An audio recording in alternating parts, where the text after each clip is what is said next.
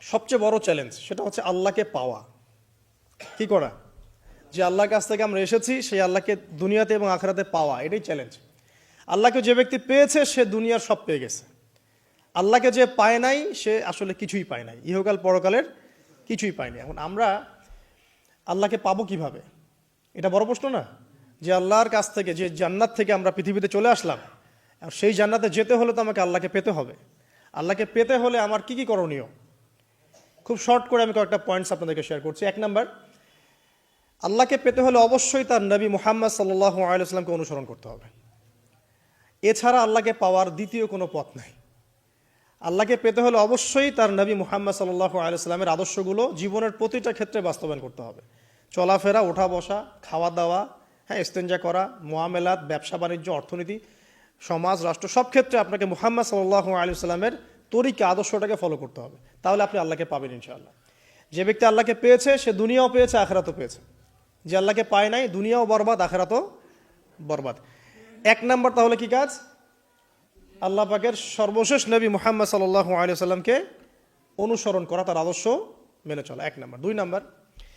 2 number হচ্ছে 5 ওয়াক্ত নামাজ। আল্লাহকে পেতে হলে নামাজ লাগবে। নামাজ নাই, আল্লাহ নাই। ওয়াস্তাঈনু বিস-সাবরি ওয়াস-সালাহ, তোমরা সবর এবং সালাতের মধ্য দিয়ে আল্লাহর সাহায্য প্রার্থনা করো। আমরা এই জন্য নামাজে বলি ইয়াকা না'বুদু ওয়া ইয়াকা নাস্তাঈন, আমরা শুধু আপনারই ইবাদত করি এবং আপনার কাছেই সাহায্য প্রার্থনা করি। তো আল্লাহকে পেতে হলে নামাজের কোনো বিকল্প নাই। যে ব্যক্তি নামাজ পড়ে না, আল্লাহর সাথে তার কোনো সম্পর্ক নেই, নো কানেকশন। আপনি যে কোনো কিছু চাচ্ছেন, সেজদায় পড়ে আল্লাহর সামনে আত্মসমর্পণ করেই চাইতে হবে। ওয়াসজুদ ওয়াক্তারিব, আল্লাহ পাক কি বলেছেন? সেজদা করো, নিকটবর্তী হও। তো ব্যাখ্যা অনেক করা যায়। নামাজ না পড়লে কিন্তু মানুষ কুফরিতে লিপ্ত হয়। যে ব্যক্তি মান তারাকা সালাতান মুতাআম্মিদান ফাকাদ কাফারা, যে ব্যক্তি সালাতকে অস্বীকার করে, ফরজ নামাজকে অস্বীকার করে, সে ব্যক্তি কিন্তু কুফরিতে চলে যায়। ঠিক আছে? তারপরে বাইনা রজুলি ওয়া বাইনা শিরকি ওয়াল কুফরি তারকুস সালাহ, একজন মুমিন বান্দা এবং অমুসলিমদের মধ্যে পার্থক্যই নামাজ। নামাজের বিষয়ে অনেক কথা আমি আগেও বলেছি, আপনারা শুনেছেন, অন্য আলেমদের কাছেও শুনেছেন। এক বাক্যে নামাজ না পড়লে ইসলামের রশিটা কেটে যাবে। মুআয বিন জাবালকে নবী সাল্লাল্লাহু আলাইহি ওয়াসাল্লাম বলেছেন যে যদি মান তারাকা সালাতান মুতাআম্মিদান, কেউ যদি সালাতকে ইচ্ছা করে ছেড়ে দেয়, ফাকাদ বারিআত মিন জিম্মাতিল্লাহ, সে ব্যক্তি আল্লাহর জিম্মেদারি থেকে মুক্ত হয়ে যাবে। তার উপর আল্লাহর কোনো জিম্মাদারি নাই, আল্লাহর নিরাপত্তা, জিম্মাদারি থেকে সে মুক্ত। তো 5 ওয়াক্ত নামাজ আল্লাহ পাক আমাদের সবাইকে জামাতের সাথে পড়ার তৌফিক দান করুন। এর পাশাপাশি নফল নামাজ বাড়িয়ে দেওয়ার তৌফিক দান করুন, এবং স্পেশালি তাহাজ্জুদের নামাজ যদি পারেন 2 রাকাত হলেও নিয়মিত তাহাজ্জুদের নামাজ পড়ার তৌফিক আল্লাহ পাক আমাদেরকে দান করুন। আর নামাজের বাহ্যিকতা নিয়ে এত বেশি ঝগড়ায় যাবেন না। এখন আমরা যত ঝগড়া নামাজের বাহ্যিকতা নিয়ে, হাত বাঁধা, রফুল ইয়াদাইন, আমিন আর পায়ে পা, এগুলো নিয়ে ঝগড়া শেষ আছে? নাই। ইসলামের বিরোধী শক্তিরা হাত ভেঙে ফেলার পায়তারা করে ফেলেছে অলরেডি। হাতই না থাকলে আপনি বাঁধবেন কোথায়? মনে করেন আপনার হাতই নাই, বাঁধবেন কি উপরে না নিচে? তো এই হাত তো ভেঙে ফেলার পায়তারা করা হয়েছে। এখন আপনি পড়ে আছেন বাঁধার কোন জায়গায় বাঁধবেন সেটা নিয়ে, অথচ পুরো বৈশ্বিক চক্রান্ত মুসলিমদের বিরুদ্ধে, হাতটাই ভেঙে ফেলে দিবে। তুই বাঁধবি কোথায় হাত? তারপর দেখবো। এখন এটা আমরা বুঝতে পারি না। এটা বোঝার জন্য যে জ্ঞান, ইলম, নূর দরকার, তা তো নাই আমাদের মধ্যে। এই জন্য আপোষের ঝগড়া নিয়ে পড়ে আছি। যে ছোটোখাটো যে ইখতিলাফি মাসআলাগুলো চলে আসছে দীর্ঘদিন থেকে, এগুলোর কোনো সমাধানে আসতে পারবে না কিন্তু কেউ। পক্ষে বিপক্ষে কথা চলতেই থাকবে কিয়ামত পর্যন্ত, ওইগুলো নিয়ে আমরা ব্যস্ত আছি। তো আমি রিকোয়েস্ট করব, নামাজের আধ্যাত্মিকত্বের দিকে ফোকাস করেন। নামাজের আধ্যাত্মিকত্ব কি? আপনি আল্লাহর সামনে দাঁড়িয়েছেন, দুনিয়ার সাথে এখন আপনার কোনো সম্পর্ক নাই, আপনি এবং আল্লাহ, মাঝখানে কিছু নাই। নামাজে যা পড়ছেন, সূরা ফাতিহা, অন্যান্য সূরা, রুকু, তাসবিহ, সেজদা, তাশাহুদ, দরুদ, অর্থ বোঝার চেষ্টা করেন এবং অর্থের দিকে ফোকাস করেন, আল্লাহকে পাবেন ইনশাআল্লাহ। সেজদায়, রুকুতে যখন যাচ্ছেন, আপনি চিন্তা করেন যে আপনি মহাবিশ্বের মহা শক্তিধর আল্লাহ রাব্বুল আলামিনের সামনে মাথা নত করেছেন। আপনি চিন্তা করেন যে আল্লাহ আপনাকে দেখছেন। এখন যখনই মানুষ নামাজে দাঁড়ায়, আল্লাহ পাক তার দিকে দৃষ্টি নিবদ্ধ করে, এবং যখন মানুষ এদিক ওদিক তাকানো শুরু করে নামাজে, আল্লাহ পাক মুখ ঘুরিয়ে নেন। হ্যাঁ, নামাজে ওই যে আমরা যে ডিজিটাল নামাজ পড়ি না, এখন ডিজিটাল মানে 4 রাকাত নামাজ 4 মিনিটে শেষ। এক রুকু করলে সেজদা পাওয়া যায় না, সেজদার তাসবিহ পড়লে আবার এদিকে দেখা যায় যে দ্বিতীয় সেজদায় চলে গেছে অলরেডি ওঠার আগেই। অনেক ক্ষেত্রে ইমাম সাহেবরাও খুব দ্রুত নামাজ পড়ান, অনেক দ্রুত পড়ান। এত দ্রুত নামাজ পড়াবেন কেন? নামাজ জামাতে পড়লে সংক্ষিপ্ত করতে বলা হয়েছে, কিন্তু এত দ্রুত তো পড়তে বলা হয়নি। এখনও দেখবেন মক্কা মদিনায় গিয়ে নামাজ দেখবেন, মাশাআল্লাহ, নামাজটা তাদের মাশাআল্লাহ, এটার প্রশংসা না করলে হক আদায় হবে না। নামাজটা অসাধারণ, ধীর স্থিরভাবে ফজরের নামাজ 20 মিনিট, 15 মিনিট, 20 মিনিট পড়াচ্ছে নামাজ, রিল্যাক্স। নামাজে দাঁড়ালে চমৎকার তেলাওয়াত হচ্ছে, আপনি ভুলে যাচ্ছেন নিজেকে। তেলাওয়াত হবে চমৎকার, এবং সবচেয়ে ভালো যিনি তেলাওয়াত করতে পারেন তাকে নামাজে দিতে হবে। রিল্যাক্সে নামাজ পড়বে। ক্ষেত্র বিশেষে আপনি শর্ট করতে পারেন, কিন্তু সবসময় কেন আমরা 4 রাকাত নামাজ 3 মিনিটে শেষ করে দিব? আবার নামাজের পর দোয়াটা হবে লম্বা, অথচ নামাজটাই ছিল দোয়া, নামাজটাই কিন্তু দোয়া। এখন সেজদায় আমরা যদি কান্নাকাটি করতে না শিখি, আল্লাহর সামনে আমি মাথা নত করেছি, এখানে নিজের মনের যত আবেগ, আকুতি, দোয়া, এগুলো আল্লাহর সামনে ঢেলে না দিতে পারি, এই দোয়া কালাম না শিখি, তাহলে তো নামাজের আধ্যাত্মিকত্ব অর্জন হলো না। সাহাবীরা কেমন করে নামাজ পড়তেন যে নামাজ পড়ার পরেও তাদের গা থেকে তীর বের করা যায়?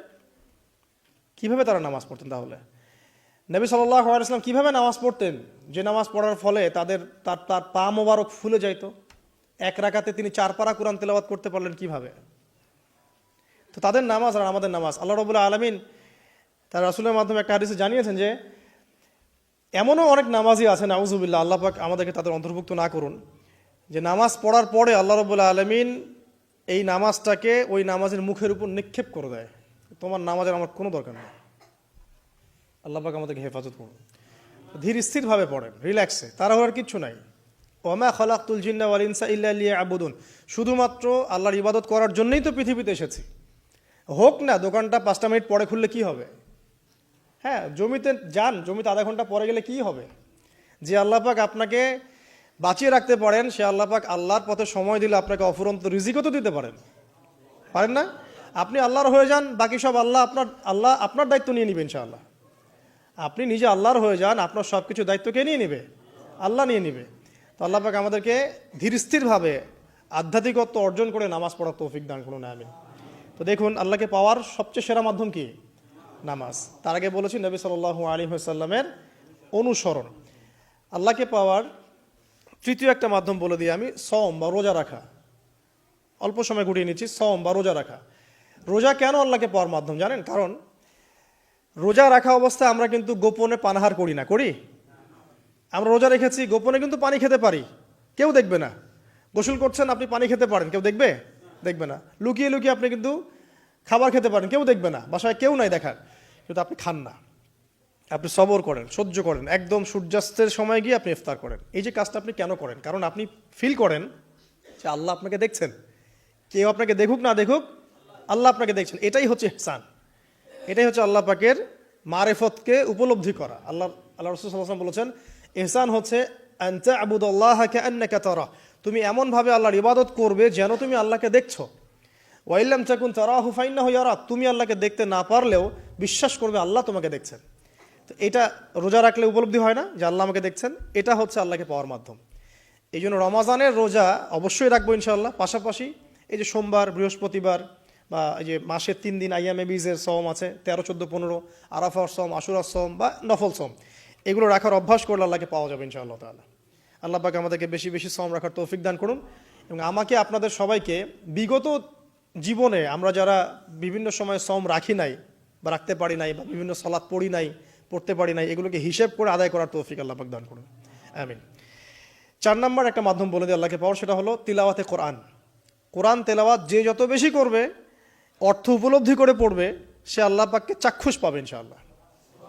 মানে আল্লাহ রাব্বুল আলামিন একটা চিঠি দিয়েছেন, মনে করেন আপনাকে, আপনার একজন, কথার কথা এক্সাম্পল দিচ্ছি, যে আপনার কোনো একজন বন্ধু আছে অনেক দূরের কোনো দেশে, তা আপনি তাকে দেখেনও নাই, আপনি তাকে চিনেনও, মানে আপনি তার চেহারা দেখেন নাই, তাকে চিনেন না, তার সাথে যোগাযোগের মাধ্যম হচ্ছে আপনার চিঠি বা মেসেজ, ঠিক আছে? এখন সে আপনাকে কিছু মেসেজ পাঠালো, এই মেসেজের মধ্যে সে কিছু ইনস্ট্রাকশন দিয়েছে যে এইগুলো করতে হবে, এগুলো করতে হবে, বা আপনার প্রতি ভালোবাসার ইজহার করছে। এখন এই মেসেজটা যদি আপনি পড়তে পারেন, তাহলে আপনি আপনার বন্ধুর সাথে একটা কানেকশন তৈরি করলেন না? বুঝতে পারছি না? আচ্ছা, এখন সমস্যা হচ্ছে কি, আমরা ওই মেসেজটা পড়তেই পারি না। আমরা তো কোরআনটা পড়তেই জানি না, তাহলে মেসেজটা পাবো কিভাবে? আর যারা পড়তে জানি সেই ভাষাটা বুঝি না। এখন ওই বন্ধু মনে করেন চিঠি লিখেছে বাংলা ভাষায়, আর আপনি বাংলা পড়তে জানেন না, তাহলে কি পারবেন উপলব্ধি করতে তার মনের ভাব, সেই বন্ধুর আবেগ, ভালোবাসা, প্রেম আপনি কি উপলব্ধি করতে পারবেন? লিখেছে সে উর্দু দিয়ে বা ইংরেজিতে, আপনি ইংরেজি বোঝেন না, ইংরেজি লিখতে পারেন না, তাহলে কি আপনি তার চিঠি বুঝতে পারবেন? এখন আমরা যেহেতু আরবি বুঝি না, এই কারণে কোরআনের মধ্যে কি বলেছেন আল্লাহ রাব্বুল আলামিন আমরা উপলব্ধি করতে পারছি না। আমি কি বুঝাতে পারছি? তো কোরআন শুধুমাত্র তিলাওয়াত করা যথেষ্ট নয়। তিলাওয়াত করলে আপনি প্রত্যেক হরফে 10 নেকি পাবেন, কোনো সমস্যা নাই, কিন্তু ওই মেসেজটাকে উপলব্ধি করতে হলে আপনার অর্থটা জানতে হবে। অর্থ জানলে পরে আপনি দেখবেন আল্লাহকে আপনি চাক্ষুষ সামনে পাচ্ছেন ইনশাআল্লাহ তাআলা। আপনি হতাশ হয়েছেন, হতাশা দূর করার জন্য সূরা আছে কোরআনে। বিপদে পড়েছেন, বিপদ দূর করার সূরা আছে কোরআনে। আপনার রিজিকের সমস্যা কাটানোর সূরা কোরআনে আছে। কোনো হাজতের প্রয়োজন, সূরা ইয়াসিন, হাজতের সূরা চলে আসে। অসুস্থ হয়েছেন, শেফার সূরা কোরআনে আছে। বা কাউকে জিন টোনা করা হয়েছে, বানটোনা করা হয়েছে, ওর শেফাও কোরআনে আছে। এমন কোনো বিষয় নাই যেটা আল্লাহ রাব্বুল আলামিন কোরআনের মধ্যে নাজিল করেন নাই। ব্যবসা করতে চান, কোরআন কথা বলবে, ঠিক আছে? আপনি সামাজিক বিষয়ে ডিল করতে চান, সূরা হুজুরাত কথা বলবে। আপনি ইতিহাস ভালোবাসেন, কোরআনে ইতিহাস দিয়ে ভর্তি করা আছে। আপনি কাব্য ভালোবাসেন, কবিতা পড়তে ভালোবাসেন, কোরআনের মধ্যে কবিতা দিয়েও ভর্তি আছে। আর রহমান আল্লামাল কোরআন খালাকাল ইনসান, এখানে ছন্দ আছে না? প্রত্যেকটা ছন্দ, ওয়ান নাজমি ইযা হাওয়া মা দাল্লা সাহিবুকুম ওয়া মা গাওয়া ওয়া মা ইয়ানতিকু আনিল হাওয়া, ছন্দ আছে না? আপনি উপন্যাস ভালোবাসেন, কোরআনে অনেক উপন্যাস আছে, পড়ে দেখেন। যা চান তাই পাবেন কোরআনে। এক কথায় আপনি আল্লাহকে পাবেন কোরআনের মধ্য দিয়ে। তো কোরআনের সাথে যার সম্পর্ক যত বেশি, আল্লাহর মারেফত সে তত বেশি পাবে ইনশাআল্লাহু আজ্জা ওয়া জাল। 4টা বলেছি না? 5 নম্বর হচ্ছে হজ ওমরা করা। হজ ওমরা আল্লাহ পাক আমাদের সবাইকে বেশি বেশি করার তৌফিক দেখ। হজ এবং ওমরা এমন কিছু কাজ আছে যে কাজগুলো সরাসরি আপনার সাথে আল্লাহ পাকে কানেকশন করাবে। আরাফার মাঠে যাবেন, ওই মাঠে কি কিয়ামত হবে না? আল্লাহকে চিনতে পারবেন এখানেই। তারপরে যে সাই করেন না, সাফা মারওয়া সাই করে, ওখানে গেলে আপনি বুঝতে পারবেন যে কিভাবে ইসমাইল আলাইহিস সালামকে পানি দেওয়ার জন্য তার মা হাজারা এখানে দৌড়দৌড়ি করেছেন। বাইতুল্লাহ দেখবেন, আপনি চিনবেন যে আল্লাহর তাওহীদ কি জিনিস। চোখে দেখার সাথে সাথেই আপনার ভিতরে এমন একটা ফিলিংস আসবে যেটা ভাষায় প্রকাশ করা যাবে না। চোখে দেখার সাথে সাথেই এমন একটা ফিলিংস আসবে, আপনাকে আমি এটা ভাষায় প্রকাশ করে বোঝাতে পারবো না। আপনি জানবেন ইব্রাহিম আলাইহিস সালাম এবং তার ছেলে ইসমাইল আলাইহিস সালাম বাপ বেটা মিলে রাজমিস্ত্রির কাজ করেছে। এটা আপনি জামজাম কূপ দেখবেন, পানি পান করবেন, আল্লাহকে চিনতে পারবেন যে এই কূপ তো অলৌকিক। এই কূপের মতো কূপ নাই পৃথিবীতে, এর পানি কখনো শেষ হয় না, এবং এই পানি খেয়ে মানুষ বেঁচে থাকতে পারে, খাবারের দরকার হবে না। দীর্ঘদিন পর্যন্ত এই পানি খেয়ে মানুষ বেঁচে থাকতে পারবে, খাবারের প্রয়োজন হয় না। তো এই পানির মধ্যে এমন কিছু উপাদান আছে যেটা মানুষের শরীরের রোগগুলোকে শেফা দিয়ে দিবে ইনশাআল্লাহ তাআলা আল্লাহর হুকুমে। তো প্রত্যেকটা কাজে রাসূল সাল্লাল্লাহু আলাইহি ওয়াসাল্লাম শহরে গেছেন মদিনায়, ওই মদিনার বাতাসটা আপনাকে বলে দিবে যেটা এটা একটা অন্যরকম শহর, ঠিক আছে? রাসূল সাল্লাল্লাহু আলাইহি ওয়াসাল্লামের রওজায় যাবেন, সামনে দাঁড়াবেন, আপনি আল্লাহকে চিনতে পারবেন। আপনি আর পৃথিবীতে থাকবেন না, অন্য জগতে চলে যাবেন। ওই যে বাকিউল গারকাদ আছে, সাহাবীদের কবরস্থান জান্নাতুল বাকি, ওখানে ঢুকবেন, আপনার কাছে মনে হবে যে পৃথিবীটা আসলে কিছুই না। পৃথিবীর সবচেয়ে সেরা মানুষগুলো এই মাটির নিচে শুয়ে আছে, ওখানে আপনাকে খুবই তুচ্ছ মনে হবে তাদের সামনে। এই যে মানে বিভিন্ন জায়গায় গিয়ে আল্লাহকে চিনতে পাওয়া, এটা সবচেয়ে ভালো হয় হজ এবং ওমরাতে গিয়ে। আল্লাহ পাক আমাদেরকে তৌফিক এনায়েত করুন, আমিন। তো এটা একটা আল্লাহকে পাওয়ার নিদর্শন। যাদের হজ ফরজ হয়ে গেছে অবশ্যই হজ করে ফেলবেন, আর যাদের সামর্থ্য আছে তারা বেশি বেশি ওমরা করবেন। নবী সাল্লাল্লাহু আলাইহি ওয়াসাল্লাম বলেছেন, এক হজ পরের হজের মধ্যে যত গুনাহ মাফ করিয়ে দেয়, এক ওমরা পরের ওমরার মধ্যে যত গুনাহ সেগুলোকে মাফ করিয়ে দেয়। আল্লাহ পাক আমাদেরকে এই আমলগুলো করার তৌফিক এনায়েত করুন। 6 নাম্বার বলছি জিকির। আল্লাহ পাকের জিকির বাড়াতে হবে। যে আল্লাহ পাকের জিকির যত বেশি করবে, সে আল্লাহ পাকের মারিফত তত বেশি উপলব্ধি করবে, আল্লাহকে পাবে ইনশাআল্লাহ। আর এই জিকির করার জন্যে অজুও শর্ত নয়, জানেন? আল্লাহর জিকির করার জন্য কিন্তু অজু শর্ত নয়। আপনি মনে মনে চলতে ফিরতে অলওয়েজ সুবহানাল্লাহ, আলহামদুলিল্লাহ, আল্লাহু আকবার, লা ইলাহা ইল্লাল্লাহ, আস্তাগফিরুল্লাহ পড়তেই থাকতে পারেন। কষ্টের কিছু আছে? খালি জবান চলবে। মাঠে কাজ করছেন, ওই যে লাঙল দিয়ে কাজ করছেন, সেচ দিচ্ছেন, আপনি পড়তে থাকবেন আস্তাগফিরুল্লাহ ওয়া আতুবু ইলাইহি, লা হাওলা ওয়ালা কুওয়াতা ইল্লা বিল্লাহ, সুবহানাল্লাহ, আলহামদুলিল্লাহ, লা ইলাহা ইল্লাল্লাহ, আল্লাহু আকবার। কোনো সমস্যা নেই। রান্না বান্না করছে মেয়েরা, এটা করতে করতে পড়তে পারবে না?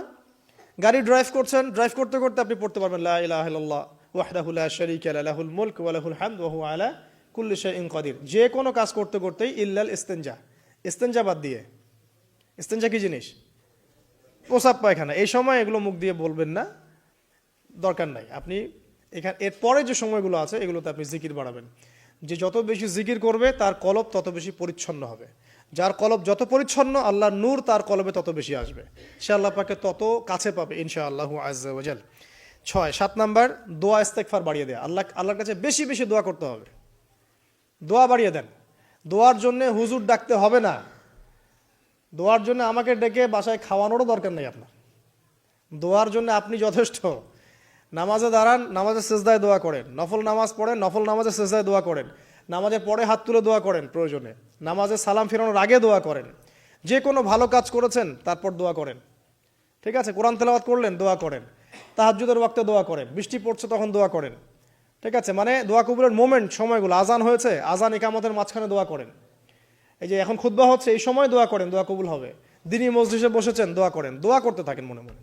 যত বেশি আপনি দোয়া করতে পারবেন আল্লাহর কাছে, ইনশাআল্লাহ আল্লাহকে আপনি তত কাছে পাবেন ইনশাআল্লাহ। এটা আল্লাহকে পাওয়ার অন্যতম মাধ্যম। এবং ইস্তেগফার, ইস্তেগফার মানে কি? তওবা করা। আস্তাগফিরুল্লাহাল্লাযী লা ইলাহা ইল্লা হুয়াল হাইয়ুল কাইয়ুম ওয়া আতুবু ইলাইহি, এটা বেশি বেশি পড়বেন। দিনে কমপক্ষে 70 বার বা 100 বার পড়ার চেষ্টা করবেন। আল্লাহ পাক তৌফিক দান করুন। কয়টা বলেছি ভাই? 7টা। আচ্ছা, 8 নাম্বার হচ্ছে সদকা করা। সদকা, দান সদাকা আল্লাহর কাছে খুব বেশি পছন্দের। দান সদকা করার জন্য সম্পদ লাগে না, আমার কথা শোনেন। দান সদকা করার জন্য সম্পদ লাগে না, কলিজা লাগে, মন লাগে। বহু বড় বড় মানুষ আছে দান সদকা করতে পারে না, কোটিপতি, জাকাত দেয় না, আছে না? আর বহু গরিব মানুষ ভ্যান চালায়, কৃষিকাজ করে, দেখবেন 100 টাকা দান করে দিল। মন থাকতে হয়, মন, কলিজা বড় থাকতে হয়। তো যাদের কলিজা বড়, মন বড়, তারা দান সদকা করতে পারবে ইনশাআল্লাহ। আর যার মন বড়, সেখানেই তো আল্লাহ নূর আসবে। সংক্ষিপ্ত মনে কি, সংকীর্ণ মন, আল্লাহ নূর কোত্থেকে আসবে? কথা বুঝতে পারে নাই? তো দান সদকা বাড়ান। আপনি 1 টাকা দান করেন, 5 টাকা দান করেন, হালাল রিজিক থেকে 1 টাকা দান করেন, সেটা আল্লাহর কাছে অনেক বেশি পছন্দের। একটা হাদিসে নবী সাল্লাল্লাহু আলাইহি ওয়াসাল্লাম বলেছেন, হালাল উপার্জন থেকে আল্লাহর বান্দারা যখন একটা খেজুরও দান করে, আল্লাহ পাক সেই একটা খেজুরকে আস্তে আস্তে বড় করতে থাকেন, বড় করতে থাকেন, বড় করতে থাকেন। এটা এক পর্যায়ে পাহাড়ের সমান হয়ে যায়। এবং কিয়ামতের মাঠে মানুষ তার দান এবং সাদাকার যে ছায়া, এই ছায়ার নিচে অবস্থান করবে। আপনার বিপদ হয়েছে, দান সদকা করেন, বিপদ দূর হয়ে যাবে ইনশাআল্লাহ। জটিল কোনো রোগ হয়েছে, কোনো ডাক্তার ট্রিটমেন্ট করতে পারছে না, সদকা করেন, রোগ ভালো হয়ে যেতে পারে ইনশাআল্লাহ। সদকার ব্যাপক ফজিলত আছে। সদাকা, দান সদাকা, দোয়া, এগুলো তাকদিরের যে বিপদ আপদগুলো আছে না, ঝুলে আছে, আমাদের তাকদিরে বিপদ আছে না অনেক, এগুলোকেও সরিয়ে দিতে পারে আলহামদুলিল্লাহ। এই শক্তি আছে দোয়া এবং দান সদকার মধ্যে। আল্লাহ পাক আমাদেরকে বেশি বেশি সদাকা করার তৌফিক দান করুন, আমিন। আর সদাকা নফল না করতে পারলেও কমপক্ষে ফরজ জাকাতটুকু দিবেন, ফরজ জাকাতটুকু দিবেন। কারণ জাকাত, সদকা এবং ব্যবসা, এগুলো হচ্ছে ইসলামিক অর্থনীতির মূল ভিত্তি, এর সাথে কৃষিকাজ। আর দুটো বলে শেষ করে দেই। 9 নম্বর হচ্ছে আমর বিল মারুফ এবং নাহি আনিল মুনকারের কাজ করা, মানে সৎ কাজের আদেশ করা, মানুষকে অসৎ কাজে নিষেধ করা। এই কাজটা যে যত বেশি করবে সে তত বড় ব্যবসায়ী। কারণ কি, আপনার দাওয়াতে, আপনার লেকচার শুনে, আপনার বই পড়ে, আপনার নসিহত শুনে যদি একটা মানুষও দিনের পথে ফিরে আসে, ওই একটা মানুষের সারা জীবনের যে নেক কাজ, এই সমস্ত নেক কাজের একটা অংশ আপনি পাবেন ইনশাআল্লাহ। আবার আপনি কাউকে অন্যায় থেকে বারণ করেছেন, আপনার দাওয়াত শুনে কেউ সিগারেট ছেড়ে দিয়েছে, মাদক ছেড়ে দিয়েছে, জেনা ছেড়ে দিয়েছে, পণ ছেড়ে দিয়েছে, বা হারাম সুদ ছেড়ে দিয়েছে, ওই মানুষটা এখন সারা জীবন যত ভালো কাজ করবে, এই পুরো ভালো কাজের একটা অংশ আপনি পাবেন ইনশাআল্লাহ। এর চেয়ে বড় কিন্তু কোনো ব্যবসা নাই। এই কাজটা করলে আল্লাহ পাকের রহমত নেমে আসে, আর এই কাজটা ছেড়ে দিলে আল্লাহ পাকের গজব নেমে আসবে। যখন মানুষ ন্যায়ের আদেশ এবং অন্যায় নিষেধ ছেড়ে দিবে, আল্লাহর গজব নেমে আসবে। আর মানুষ যত বেশি সৎ কাজে আদেশ করবে, অসৎ কাজে নিষেধ করবে, আল্লাহর রহমত তত কাছে আসবে ইনশাআল্লাহ। আল্লাহকে পাওয়া যাবে ইনশাআল্লাহ তাআলা। আল্লাহ পাক আমাদেরকে তৌফিক এনায়েত করুন। আর সর্বশেষ একটা বলে শেষ করে দেই, সেটা হলো যে আল্লাহর দিনকে, আল্লাহর দিনের খেদমত করা বা দিনের কল্যাণে নিজেকে নিয়োজিত রাখা। আল্লাহর দিনের খেদমত করা বা দিনের কল্যাণে নিজেকে নিয়োজিত করলে আল্লাহ পাককে পাওয়া যাবে ইনশাআল্লাহ। এই পৃথিবীতে আল্লাহ পাকের সবচেয়ে গুরুত্বপূর্ণ জিনিসটা কি, নিয়ামতটা কি? আল্লাহর দিন না? এই দিন ছাড়া কি পৃথিবীতে আর কিছু আছে? একটা হাদিসে আসছে যে পুরো পৃথিবীটাই তো অভিশপ্ত। পুরো পৃথিবীটা কি? অভিশপ্ত। শুধুমাত্র দিনের এলেম অর্জনের জায়গা ছাড়া, তালেবে এলেমদের জায়গা ছাড়া, দিনী মাহফিলগুলো ছাড়া, যেখানে নামাজ হয় এই জায়গাগুলো ছাড়া, বাকি সব অভিশপ্ত জায়গা। তো এখানে পৃথিবীতে সবচেয়ে গুরুত্বপূর্ণ এবং ইম্পর্টেন্ট, আল্লাহর কাছে প্রিয় জিনিসটা কি? আল্লাহর দিন। তো আল্লাহর সেই প্রিয় জিনিসটাকে যারা এগিয়ে নেওয়ার চেষ্টা করবে, সেই দিনের খেদমত করার চেষ্টা করবে, দিনের জন্য একটা মসজিদ করা, একটা মাদ্রাসা করা, হ্যাঁ, একটা কোনো ভালো কোনো প্রকল্প করার চেষ্টা করবে, আল্লাহ পাক কি তাদেরকে রক্ষণাবেক্ষণ করবেন না? আল্লাহ পাক তাদের অভিভাবক হবেন না? নিঃসন্দেহ হবেন ইনশাআল্লাহ। এবং ইনশাআল্লাহ তাআলা তারা পৃথিবীতেও সফল হবে, পরকালেও ইনশাআল্লাহ তাআলা সাফল্যের চাদর তাদেরকে আঁকড়ে ধরবে ইনশাআল্লাহ তাআলা। আল্লাহ রাব্বুল আলামিন আমরা সবাইকে এই দুনিয়াতে আল্লাহকে পাওয়ার তৌফিক দান করুন, এবং যে কাজগুলো করলে পরে আল্লাহকে পাওয়া যায় সেই কাজগুলো বেশি বেশি করে করার তৌফিক আল্লাহ পাক দান করুন। এবং পরকাল আল্লাহ রাব্বুল আলামিন আমাদের গুনাহগুলোকে মাফ করে আল্লাহর রহমতের চাদরে আমাদেরকে আবৃত করে নিন। আল্লাহুম্মা আমিন।